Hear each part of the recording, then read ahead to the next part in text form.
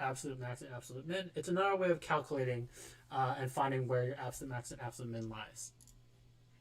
All right, so the next question asks us to simplify the given logarithmic expression. It's not in the actual question here. I believe the text was, I guess, blanked out, but the expression is 8 times log base of 3x minus 2 times log base of 3z minus 7 times log of base 3y. Okay, so we're going to use a few properties of logarithmic functions to help us calculate or to simplify this expression. The first one is the power rule of logarithms. Okay, so the power rule of logarithms states that log base of b with argument x to the power of n is also equivalent to n times log base of b with argument x.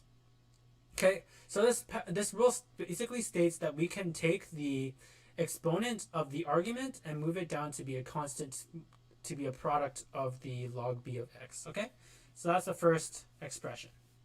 All right, what's the second one? The second one is the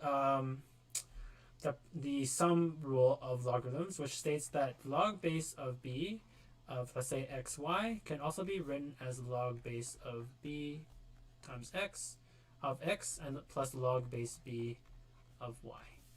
Okay, so the third one is going to be the quotient rule, or the difference rule, which states the log base of b of x divided by y is also equal to the log base of b of x minus the log base of b of y.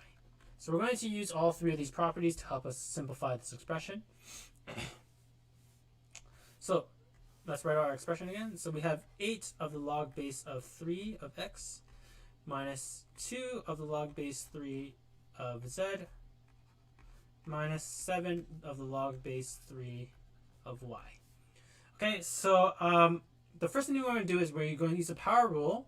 We're going to take all the constants multiplying our logarithmic expressions here and move it up to be the exponents. So we're going to say this, the log base of 3 of x to the power of 8 minus log base of 3 of z squared minus log base of 3y to the power of 7.